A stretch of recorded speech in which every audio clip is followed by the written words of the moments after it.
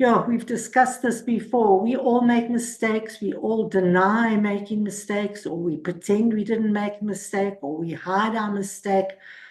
But at some stage, we always have the rug pulled out from underneath us. Sometimes it's just a silly mistake or a silly choice that we make. But these mistakes or choices can lead us on a path in a direction that maybe we didn't plan to go on. And then we also make the big mistakes, the huge failures. And sometimes these can derail us and leave us feeling defeated and depressed.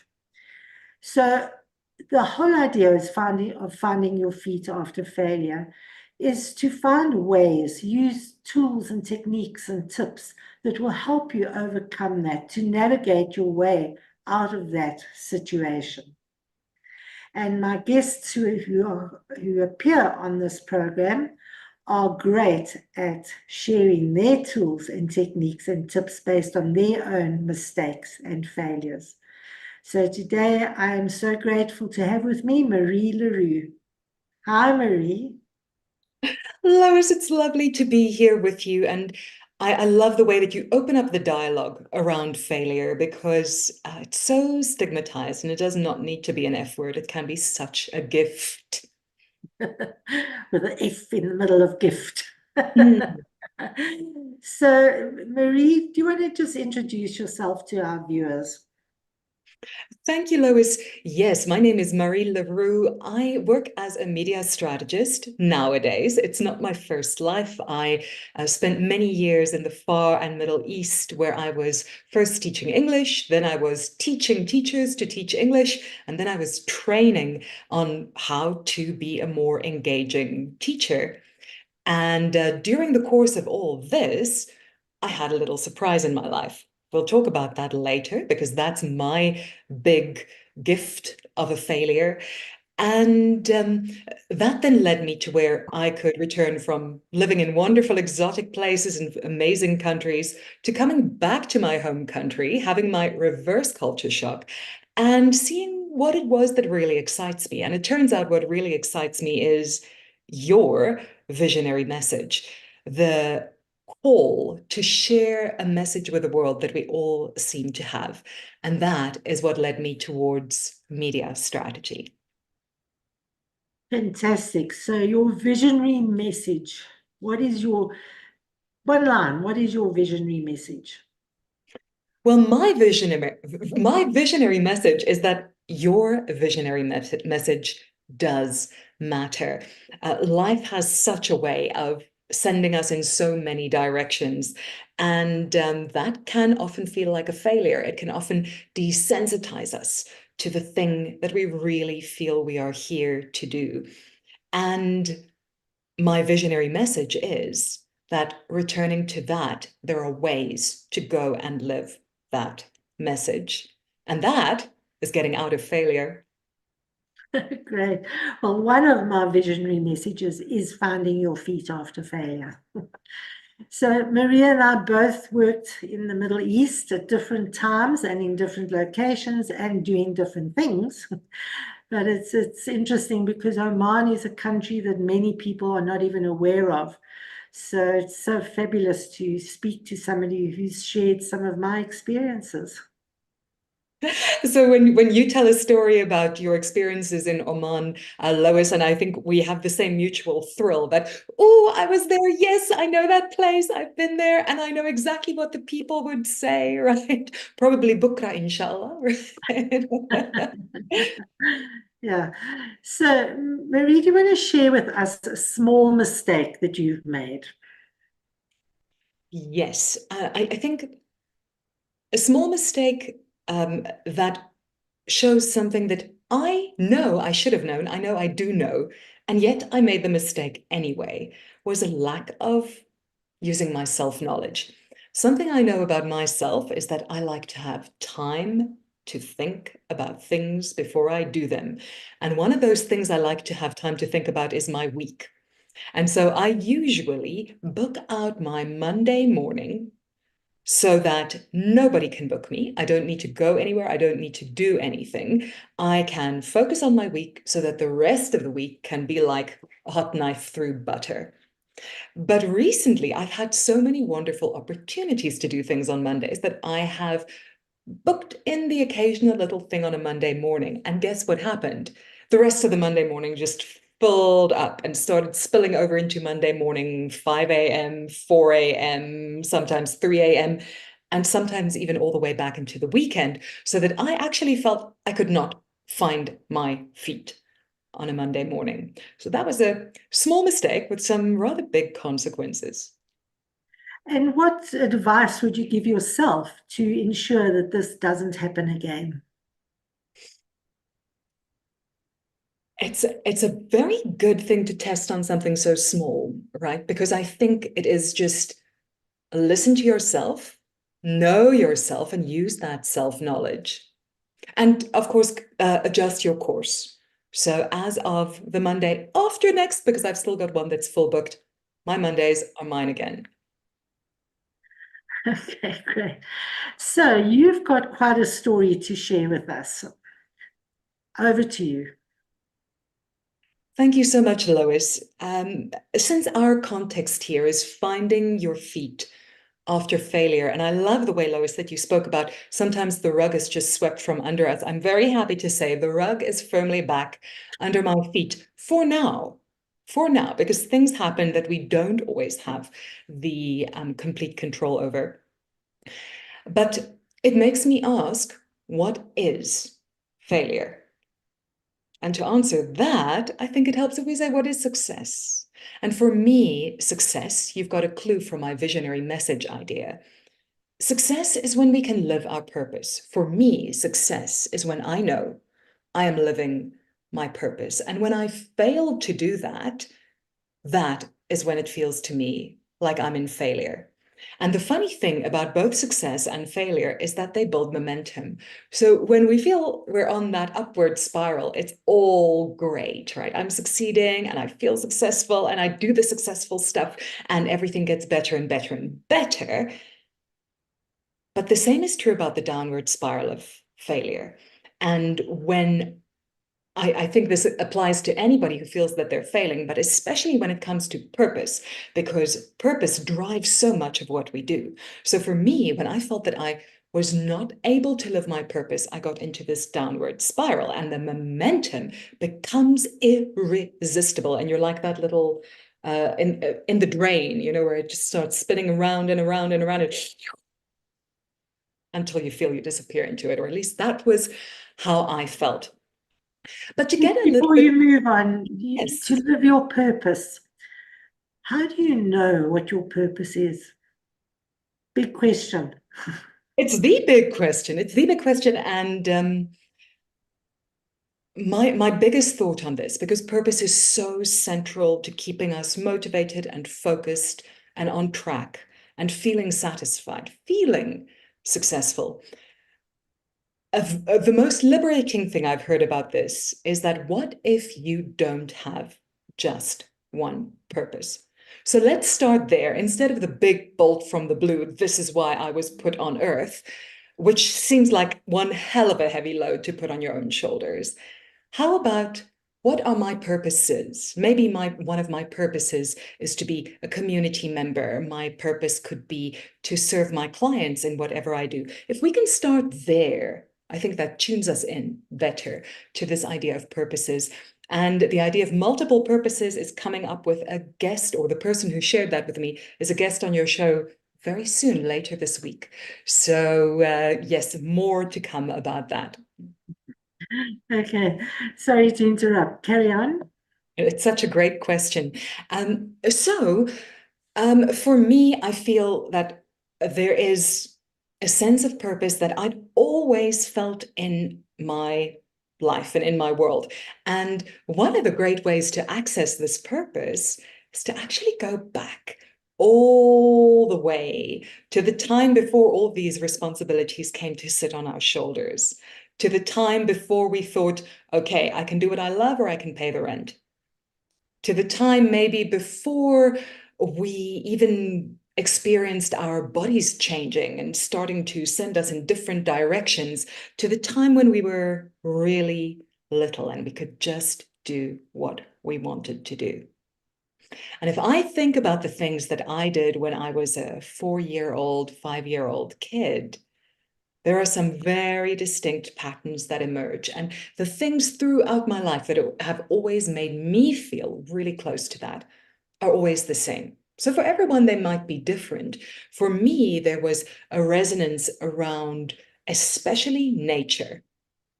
And when it comes to nature, especially something I love lots, and you may be different, but for me, this is food from nature, whether it's the planting and the growing and the harvesting, or the cooking, and definitely the eating and the sharing of food. So food is very, very, very big for me, but specifically food that comes from the earth, lush, natural, whole food. And then health. Feeling that my body is an instrument and a tool and a vehicle that can help me do the things I want to do, not an obstacle that stands in the way of doing what I want to do. So these themes of health and food and nature, and certainly beauty and creativity and togetherness and belonging. Now, I don't have a name for it, but some years back, I stumbled across a plan, a thing, a common piece of knowledge that was out there in the world that I had not heard of before. And when I heard this, this is me. This is my thing. And it has a name, and there are other people who know about it, and there's a framework for it. It was the most incredibly inspiring thing. And that framework is the Sustainable Development Goals, the SDGs, that have been formulated and made much more understandable by the United Nations. And that is a whole story on its own. But these Sustainable Development Goals, or SDGs, really look at everything from looking after the planet, to the people, to making sure that we have clean air, fresh water, clean water to drink, that the animals on our planet are in good shape, the plants are in good shape, the people are in good shape, we help each other, we are economically secure. Basically, it's a formula for the world that I think we all would like to live in. And although I have my cautions when it comes to big national organizations or big multinational organizations, I think this is a framework that can be really, really helpful. But I did not make a living out of that. Lois, go ahead. I see there's a burning question. Well, all of that is absolutely fascinating. I want to know about where you failed. Fantastic. Like so many of us, I saw this and I thought, well, that's what I want to do with my life. But what do you call it? And how do you do it? And how do you make a living from it?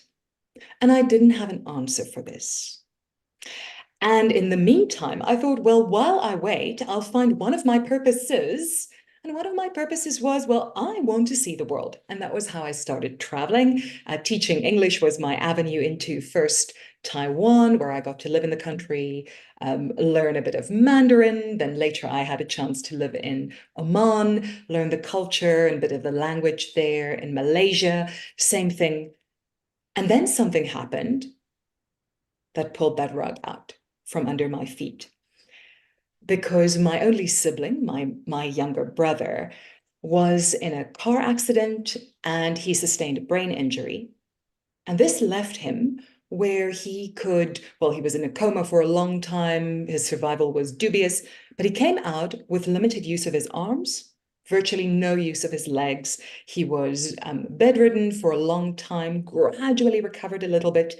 His mind was still sharp. He was a ferocious opponent on the chessboard.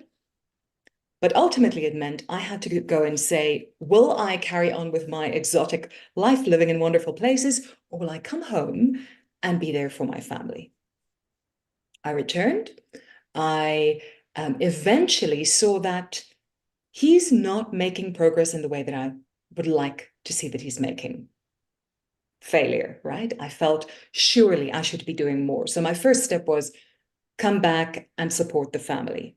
My next step was, all right, I'll carry on working for myself and be available. And still, he was struggling so badly. You can imagine how losing the use of like your mobility and becoming completely physically dependent, being in pain all the time, that must be an incredible frustration. And that was his frustration. My frustration was that I felt I can't help him. And I racked my brains, what can I do? And eventually I took 18 months out of my career and my life. I put everything on pause and I said, I would become his caregiver for the next 18 months. So caregivers for such an intensive patient work for 2 shifts. So I worked half the week, another caregiver worked half the week. And over time, the sense of failure that I'm not available enough, I'm not doing enough, began to give way to this sense that, wow, when I have 24 hours a day, 3.5 days a week, I can actually start getting results. And so gradually more of his faculties started improving, some returning. He was no longer screaming with pain and frustration all times of the day or night, but rather he was starting to do meaningful things. And for him, his visionary message was absolutely nature, nature, nature, nature, and everything related to it. So we could return to that. So again, back to a sense of success. And what came from that was after 18 months, it was time for me to get back to my life. And I started taking a look at the books and all the things that were happening with the court-appointed professionals who were taking care of his funding. And I noticed that they had appointed an intermediary because they were now doing so well, getting so many clients who were responsible for people like that, like my brother and his funding. They no longer had time for him. So they appointed an intermediary. And I noticed the intermediary had been taking a lot of money that is allocated by the state for disabled people for work that was not being done. And so I told the court-appointed professional who was in charge of this, look, here's what's happening. And to cut a very long, dramatic, traumatic story short, she scrapped funding for anything but his most essential medical needs. So there was now no funding for any outside caregiver. There was no funding for his physiotherapy. She trimmed his budget down to the bone, although he had money allocated for this. She cut off all communication with me, threatened me with legal action if I should breathe a word about what was happening. And I was back to where now I was providing caregiving, working, and failing. Because with all that happening, it was not possible to succeed with my brother, to help give him the care he needed. I was clearly not succeeding with this professional who was handling the funding. I was not succeeding in getting the matter reported because I reported it to the national body that's responsible for this. And guess what? They dropped it. They dropped it. And it was just failure, failure, failure all around. And then, but at the same time, I was trying to build a business in between all of this, and obviously failing spectacularly to the point of, well, how do we measure success and failure? I think when you don't earn enough money to pay tax, to qualify to pay tax, that's a special kind of failure that has some very interesting consequences for yourself and for the country and for your own progress and your own possibilities. So I was painting myself into this corner where I was basically scraping by to make sure that everybody in the family is just alive from day to day. That's a kind of failure. In a sense, it was a kind of success to get up out of bed every day, but it certainly felt like failure in many ways. And it took a long, long time to come back to a point where eventually this official could be replaced with somebody who was more straight thinking. And eventually we could get things going again for my brother, and I could scrape together my business kind of by the skin of my teeth and start moving forward again. In the meantime, my brother passed away. He became free from this incredible tangle of medical and legal corruption that is a wide, wide web. And again, there was the question for me, have I failed? And the truth is, it's only a question we can answer for ourselves. But today, I feel that gradually I'm finding my feet with a carpet under it. Wow, that is such a sad story and an inspiring story that you could fight it, and you did fight it and report it even though it failed. But was the failure yours, or was the failure on part of the authorities? So you talk about it as a failure, but really, was it your failure? And what advice would you give anybody who is faced with failure that is forced on you by other people? Wow, powerful questions, Lois. Very, very powerful questions. First of all, was it my failure?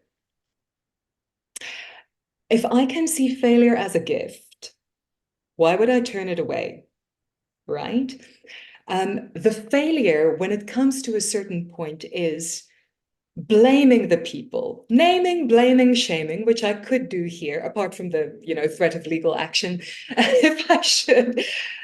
Blaming anybody else does not move us forward. It does not empower us to find our feet. So yes, it's important to do the things that we can do to find accountability. If there was wrongdoing, you've had a story of wrongdoing that, well, many, more than one, I'm sure. But when there is wrongdoing, of course, ensuring that there is justice is one thing, but we are the only ones who can decide, can I forgive the other people? Can I forgive myself? And can I move on? So yes, whose failure? It's my failure if I don't move on. But I can only move on if I know how. And as you ask about what are the things we can do, that is really, what do we do next to move forward? And forgiving is not easy. So we can start with this, even if the forgiveness hasn't happened, and it might help. And for me, that matter of purpose is the North Star that leads the way out of the darkness. Your visionary message does matter. So for me, finding the visionary message inside the pain and inside the burnout and the trauma of everything that happened is really where it's been a gift. The visionary message that emerges from all this. And then taking care of ourselves through it, looking after the body that we have, using what we have, the knowledge that we have, eating healthy, even when it's hard, because that's not what we want to do when things are going wrong. Certainly not. I way prefer the tub of ice cream if things are going wrong, but man, the vegetables and the fruits and the good stuff out there can take us so much further. Moving, even if it's really, really, really hard to get out of bed, just get up, move, take a walk, talk to people, be open, and find the people who will listen. And it was stunning to me to actually find that there are people who will listen. And because my story had become such an annoyance and I sounded like a stuck record, I didn't have an audience for this boring story anymore.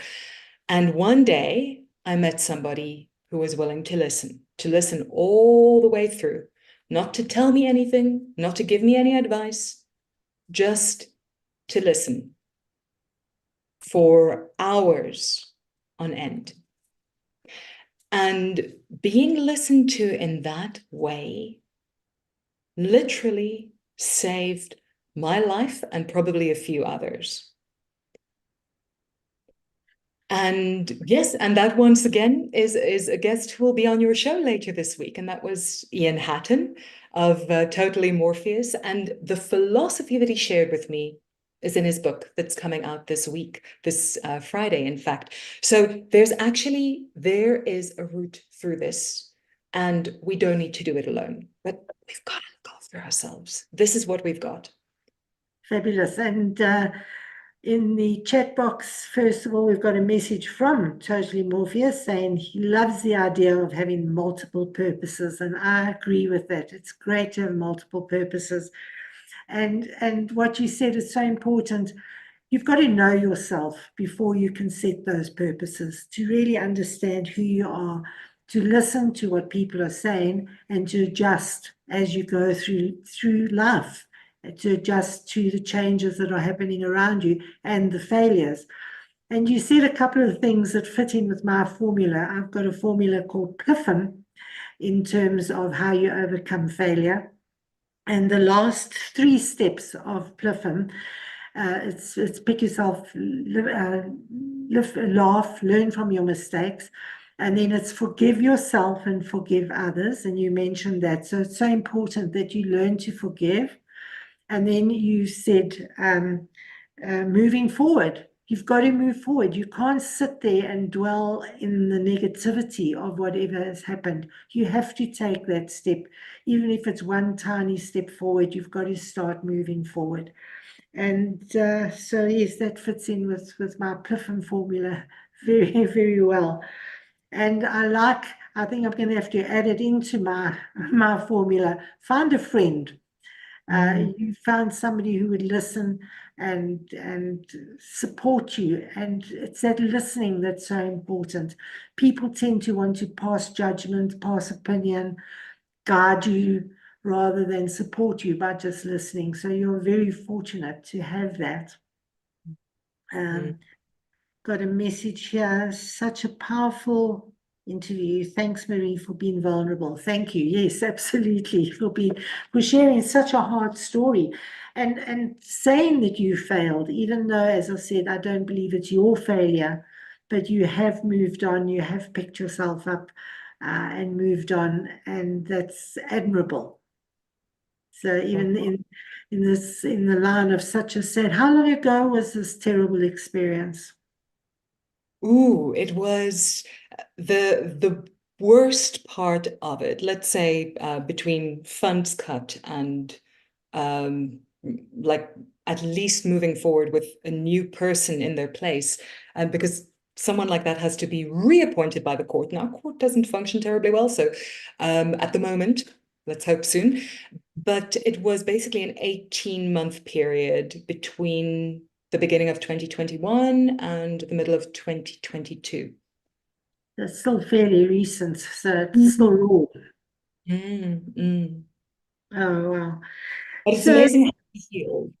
That's incredible because gradually I feel life is coming back to me. Every time that I realize, oh, I just got up the other day, I washed my hair and I was like, this was not an ordeal.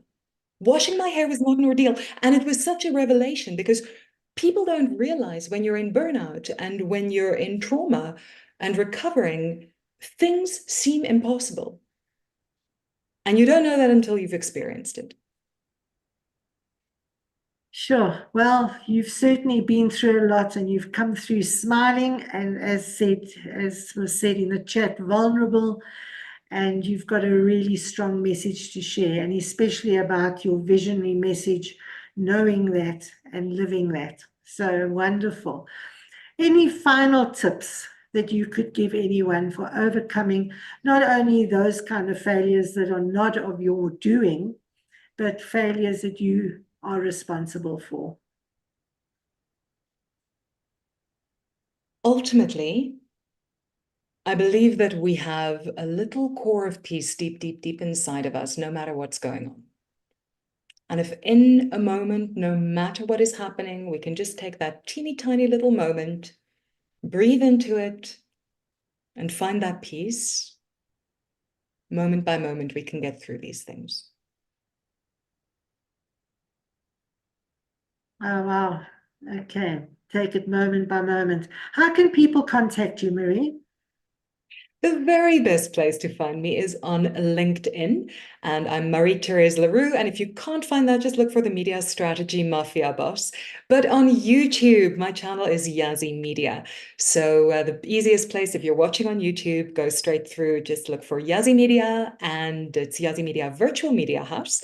And that is where I share media strategy and where I survived a time of not being able to have any media strategy by putting down a bare bones plan.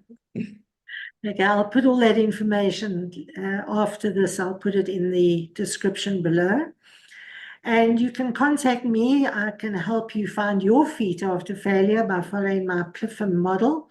So please contact me, Lois at Walking Without Skin. I'll put my detail below, and you can book a free 30-minute interview with me to discuss the way forward on taking those first steps to find your feet after failure. So You're Marie, being photobombed, Lois. That cat. in my last live, I said we were talking about stress, and I said, "You've got to help me overcome stress because Cat won't say no." Absolutely beautiful. Lois, what a pleasure. Thank you so much. Thank you so much for sharing your insights and your wisdom. Most enjoyable. Thank you so much. I really enjoyed those insights. Go well, and thanks everybody for watching. Please like, subscribe, comment. We would love to